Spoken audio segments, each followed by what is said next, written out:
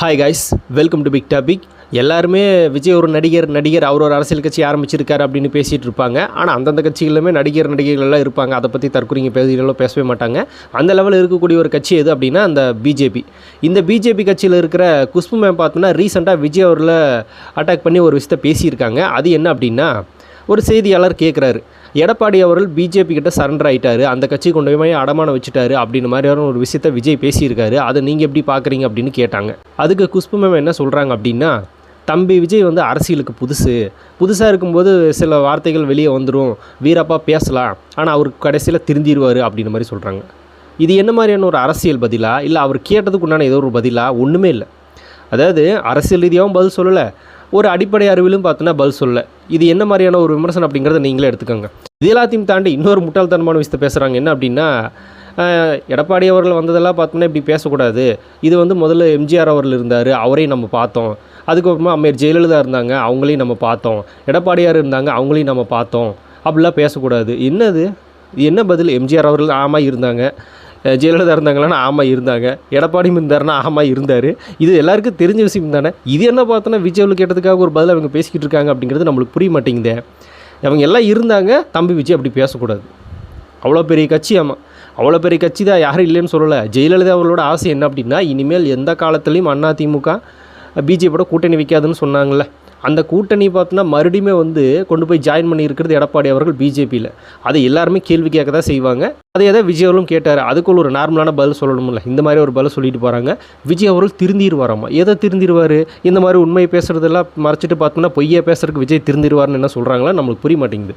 விஜய் அவர்கள் பேசுனது ஒரு உண்மை, மறுக்க முடியாத ஒரு உண்மை. பிஜேபி கிட்ட சரண்டர் ஆகிடுச்சு ஏடிஎம்கே அப்படின்றது உண்மை. அது உண்மையா இல்லையா அப்படின்றத பற்றி கேட்டாங்க அப்படின்னா விஜய் திருந்திடுவாராம்மா. என்ன உண்மை பேசுகிறது பார்த்தோன்னா இனிமேல் பொய்யே பேசிகிட்டு இருப்பேன், இது அவனோட நிலைப்பாடாக இருக்கும், பிஜேபி மாதிரி பொய்யாவே நம்ம பேசிக்கிட்டு இருப்போம் அப்படின்னு மாதிரி விஜய் திருந்திடுவாரா என்ன மேம் சொல்கிறாங்களான்னு நம்மளுக்கு புரியல. இவங்கெல்லாம் ஒரு ஆளுன்னு பார்த்தோன்னா இப்படி வந்து ப்ரெஸ்ஸில் இந்த மாதிரியான கேள்விகளெல்லாம் முன்வைக்கிறாங்க அப்படின்றது நம்மளுக்கு தெரியல. இவங்களுக்கு பார்த்தோன்னா அடிப்படை ரீதியாகவும் ஏதோ ஒரு கேள்விக்கு பதில் சொல்ல தெரியல, அரசியல் ரீதியாகவும் பார்த்தோன்னா ஏதோ ஒரு கேள்விக்கு பதில் சொல்ல தெரியல, எந்த மாதிரியான விமர்சனங்கள் வச்சுக்கிறதுனே தெரியல அப்படின்ற மாதிரி இருக்காங்க. இவங்கெல்லாம் பார்த்தோன்னா இத்தனை நாள் எப்படி அரசியல் இருக்காங்க அப்படின்றது நம்மளுக்கு தெரியல. இதில் இந்த பிஜேபிக்காரங்களாம் விஜய் வந்து ஒரு நடிகர், அவருக்கு என்ன தெரியும் அப்படின்னு பேசிக்கிட்டு இருக்காங்க. த்ரிஷாவை கம்பேர் பண்ணியெல்லாம் நயினார் நாகேந்திரன் பேசிகிட்டு இருந்தார். அப்போல்லாம் குஷ்பு மேம் பார்த்தோன்னா ஏன் சும்மா இருந்தாங்க? தன்னோட திரைத்துறை சார்ந்த ஒருத்தரை வச்சு தானே விஜய் அவர்கள் அட்டாக் பண்ணாங்க. விஜயும் த்ரிஷா ரெண்டு பேருமே திரைத்துறை சார்ந்தவங்க தானே. அப்படி இருக்கிறப்போ என்னோட திரைத்துறை சார்ந்த நபர்கள் இப்படி பேசக்கூடாது அப்படின்னு மேம் பார்த்தோன்னா ஒரு கண்டன அறிக்கை, ஒரு அட்வைஸ் எதுவுமே பேசவே இல்லையே, வாய் திறக்கவே இல்லையே. என்னோட திரைத்துறை சார்ந்த நபர்கள் இப்படி பேசாதீங்க அப்படின்னு சொல்லவே இல்லையே. அந்த நேரத்துலையும் கூட விசுவாசம் பார்த்தோன்னா அரசியல் அவங்களுக்கு தான் இருக்கே தவிர, இந்த பக்கம் தன்னோட திரைத்துறையிலேருந்து போனவங்கள இல்லை சம்மந்தமே இல்லாமல் லூசுத்தனமாக பேசுகிறவங்களெல்லாம் பார்த்தோன்னா பேசவே மாட்டாங்க. அந்த லெவலில் அடக்கி ஒடுக்கி உட்கார வச்சுருக்காங்க. ஃபஸ்ட்டு உங்கள் கட்சியில் இருக்கிற நபர்களை திருந்த சொல்லுங்கள். யார்? மாநில தலைவர் நயினார் நாகேந்திரன் இருக்கார்ல, அவர் அப்பட்டமாக கேவலமான ஒரு அரசியலை பேசிக்கிட்டு இருக்கார்ல இந்த த்ரிஷா விஜய் பற்றி. அந்த அரசியலை மாற்றிட்டு முதல்ல பார்த்தோன்னா மக்களுக்கு தேவையான அரசியலை பேச சொல்லுங்கள் அப்படின்னு குஷ்பு மேம் வந்து அவங்களுக்கு அறிவுரை சொன்னாங்கன்னா பரவாயில்ல. அதை விட்டுட்டு விஜய் திருந்திடுவார், அவர் என்ன தப்பு பண்ணார் திருந்துருக்கு நம்மளுக்கு ஒன்றுமே புரியவே இல்லையே. எதுக்கு திருந்தணும்? வீரப்பா பேசினாராம்மா. வீரப்பா பேச தான் செய்வாங்க.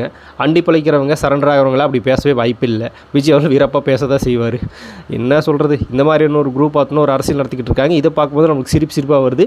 இதுக்கு வேறு நான் ஒரு ரிப்ளை வீடியோ வேறு போட வேண்டியதாக இருக்குது. அப்படியே இந்த சரண்டரான குரூப் நம்மளும் சொல்லுவோம், ஏடிஎம்கே பிஜேபி கிட்ட சரண்டர் ஆகிருக்கு, அதில் மாற்றமே கிடையாது.